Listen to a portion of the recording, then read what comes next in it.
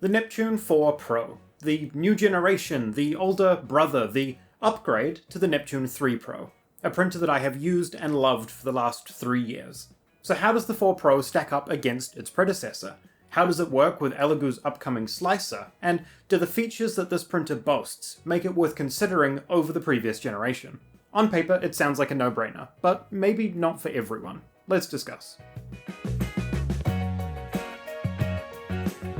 Hey everyone, Jacob here from Painted for Combat, and today we're taking a look at the Neptune 4 Pro, the successor to the Neptune 3 Pro, the printer that I have used here on the channel to produce some great looking terrain and miniatures, if I do say so myself. With full metal X and Y rollers, 121 point auto bed leveling, pre-installed clipper allowing for speeds up to 500mm a second, and an upgraded hot end assembly, as well as awesome features such as input shaping and pressure advance to help maintain quality prints at the speeds this printer can achieve. And of course it brings over all of the great features of the previous generation. Dual gear direct drive extruder, magnetic PEI build plate, Z-axis dual lead screws, and user-friendly removable touchscreen. This printer sounds like a great next step from its predecessor. I'm actually quite excited to get this out of the box and set up, but I won't be going into granular detail on the unboxing and setup of this printer. There'll be other videos out there if that's more what you're looking for. Today, I really want to get to showing you some prints as quick as possible, but we'll just go over a few of the highlights of setting this machine up first. The printer comes in a few pieces for safe shipping, but overall it's still very much pre-assembled. Just a few screws and plugs in the right places, and we'll be printing in no time. In the box, you get a parts list and detailed assembly instructions that take you through exactly how to put this printer together. And on paper, it really is as simple as attaching the hot end to the Z-axis, attaching the Z-axis to the base, attaching the small components such as the screen dock, rear fans, and filament holder, and then plugging everything in. With that said, some of these screws are in hard to reach places or just on annoying angles, and this printer can't really be laid down without putting pressure on one of the various cables. So I would highly recommend having someone to help you put this together if you can. Just an extra pair of hands to hold the printer while you screw everything into its place. Once the printer is mostly assembled, the instructions would have you plug everything in, which I did, but then spent about 5 minutes wondering where this last cable went, only to realise that the massive rear fans were not installed yet, and that was on the last page of the instruction book. Clearly, I need to get into the habit of at least glancing at all of the instructions before starting to set things up. One thing that I do appreciate about this printer, that the previous generation was somewhat missing, is the ability to manually level the bed, at least partially, using the nuts on the bottom of the build plate. This allows you to fine-tune the leveling of the build plate, opting for a partially manual, partially automatic configuration, over the purely automatic-only setup of the Neptune 3 Pro. This just means that the Neptune 4 Pro will let you get the bed much more level. So, after some back and forthing, tightening the plate, running the auto level, I was ready to fire up the Benchy included on the USB that came with the printer. And the printer includes all of the tools needed to assemble and maintain this machine, including a small amount of filament for your first print, a USB containing some files to get started, and a glue stick, which is always nice. Though, sadly, it no longer includes the scraper or nippers that the previous generations shipped with, which is a bit of a shame. One thing that I'm really glad to see happening here, and this is becoming more and more common with printers, is brands like Elegoo now shipping lubricant or grease with their printers, and instructing users to use that when setting up their machines. It's a very nice touch and great to have it included, if only to raise awareness that machines like these do actually require a little bit of actual maintenance from time to time. Personally, I didn't actually use the grease while setting up the Neptune 4 Pro. While I was assembling it, I could tell that the printer was plenty lubricated already just out of the box. So I'll just keep that tucked away for when the printer does need some maintenance further down the road.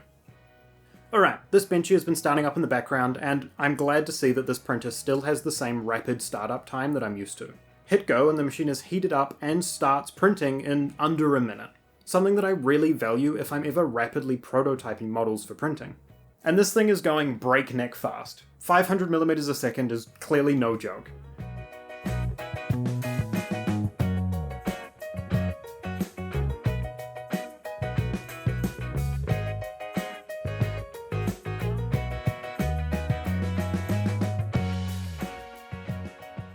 And for a 14-minute print, I'll admit, this has to be the cleanest speed Benchy that I have personally pulled off of a printer. The print quality is actually really solid, even at these high speeds, and even if this file has been finely tuned to ship with the printer. So I absolutely cannot fault the quality of the print. But while I was printing this Benchy, I did start to notice something that I was admittedly concerned about when I saw the rear fans on the Neptune 4 Pro. This printer is loud. Like, really quite loud. When I first started up the printer, it wasn't even the fans that took me by surprise.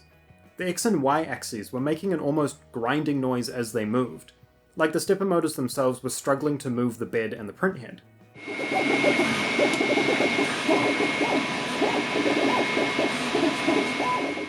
And this continued to be a problem for my first 3 or 4 prints, and then on the next print it just stopped, and I'm not entirely sure why. My only thought is perhaps the lubricant that was already on this machine was just working its way around the system, but I'm not even entirely sold that that is what happened here. So let me know down below if you have any experience with the Neptune 4 Pro, and if this is something that you've run into as well. I would love to know if there's a solution for it, and it would be great for other people looking to get this printer to know if this is a common issue and how to solve it if it is. Of course, the rear fan bracket is loud. I don't think anyone didn't expect that. But I've only found it necessary to have these fans turned on when you're printing at those high speeds, anything past that 200mm a second range. Luckily, there is a very simple physical on-off switch on those fans themselves. And you'll see me print up a few miniatures here in a moment, and for those prints I had these rear fans switched off pretty much the whole time, but more on that soon. The only other point to cover when it comes to noise on this printer is the passive fans that are always on. The motherboard fan and the exhaust in the printhead, or whatever fan is always turned on in the printhead itself. These are also not the quietest. If I have all 3 of my printers running, even if I turn the rear fans off, the Neptune 4 Pro is still the one that I can hear from the living room, just to give you a bit of an idea. But if noise is really the biggest complaint that you have about a printer, I think that's a pretty minor problem to have. You just might not want to be sitting next to this thing all day long. More important than noise and setup, how does this printer actually print? Well, let's take a look.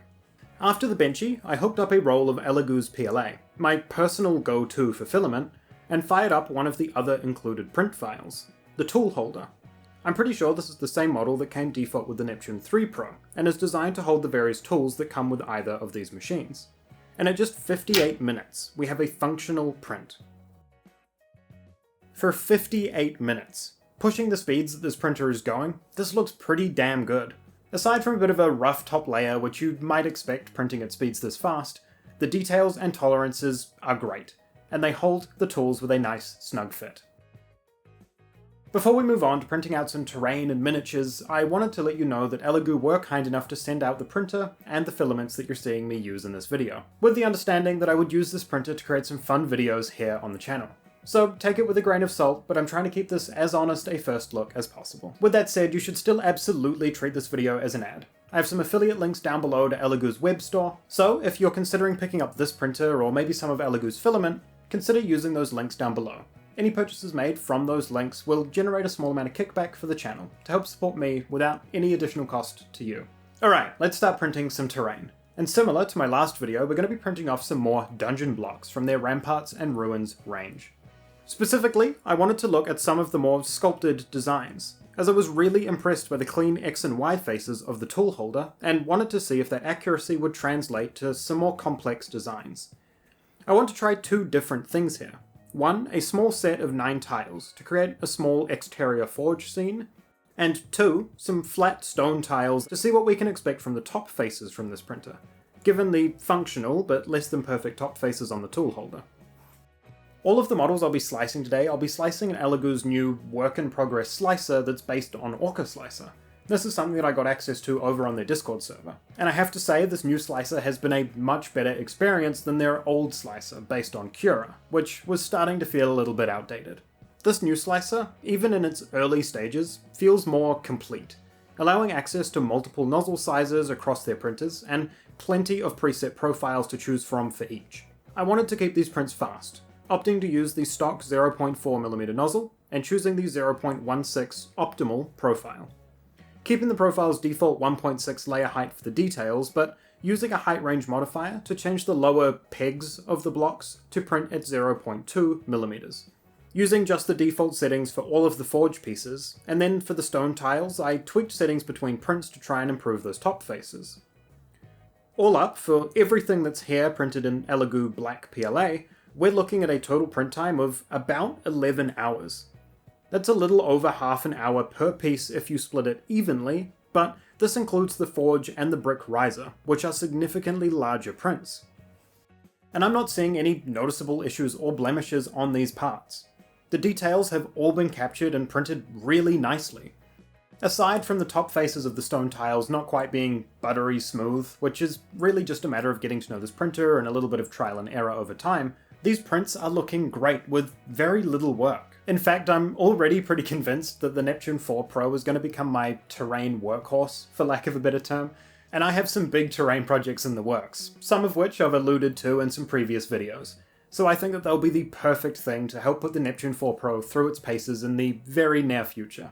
So it can print great looking terrain fast with these thicker layer heights, but how does it perform printing detailed miniatures? And it was around here that I ran into another couple of little hiccups with this printer. Firstly, this printer uses custom nozzles to allow for better heating and improved flow of molten filament at the speeds this printer can print. And I wanted to test out a 0.2mm nozzle, which apparently was not available on Elegoo's global store, so I couldn't get it shipped to me, and none of my national 3D print stores had it stocked either. So I had to order through a third party and just hope that the nozzle showed up and actually fit the printer, which luckily it did. If you're going to use custom parts, especially things like nozzles that are either going to need to be replaced or people are going to want to buy different sizes for, you need to make sure that you carry and distribute those parts, at the very least for the life cycle of the machine.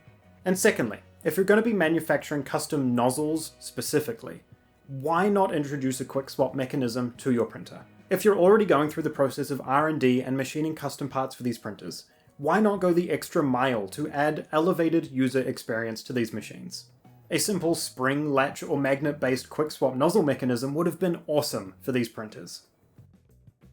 The Neptune 4 Pro can now print at even thinner layers than its predecessor, all the way down to 0.06mm layer heights. I ported over my Orca Slicer miniature settings, lowered the layer height down to that 0.06, and just added a few minor speed increases. Then I set to slicing up some miniatures. Firstly, some supportless cultists from Arbiter Minis. These models are sculpted in a way that they don't have any floating regions or aggressive overhangs, which means that they don't require support material and should give us a good indication of the detail that this printer can capture. And in just over 2 hours to print this miniature, it's looking pretty good. Awesome detail captured on the cloak, visible facial features, and a smooth finish with almost no visible layer lines.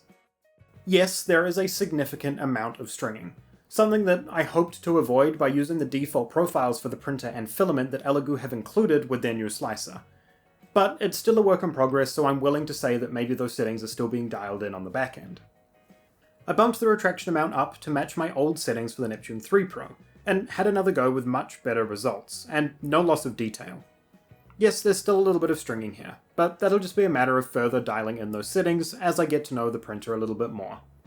But we already kind of knew that this printer could capture nice detail from the terrain that we printed earlier. But what about a more challenging mini?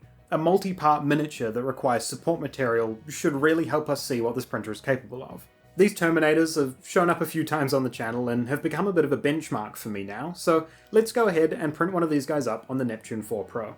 Once again, I used my reconfigured Orca Slicer settings for the supports. I simply dropped the Z-top distance down to 0.16 to better adhere to the thinner layer heights this printer is capable of, and got to supporting this mini. I went about orienting and sinking parts into the build plate to optimize for the least amount of visible layers and the best possible bed adhesion, jumping between automatic and manually painted supports before sending this Terminator over to the printer. And I have to say, I'm thoroughly impressed by the build plate adhesion on this printer. Something that I really struggled with on the previous generation is almost flawless on the Neptune 4 Pro. Despite having a few concerns when I was actually leveling the bed, some of the nuts on the bottom of the build plate were almost completely undone, while others were almost completely wound tight, but once it was leveled well. I have yet to have a print come off of the plate during printing, and I have printed plenty more terrain, miniatures, and sculpted bases since the initial recording of this video, with no failures whatsoever. And I'm very pleased to report that my existing Orca Slicer settings, with just a few minor changes to speed and layer height are equally as impressive on the Neptune 4 Pro.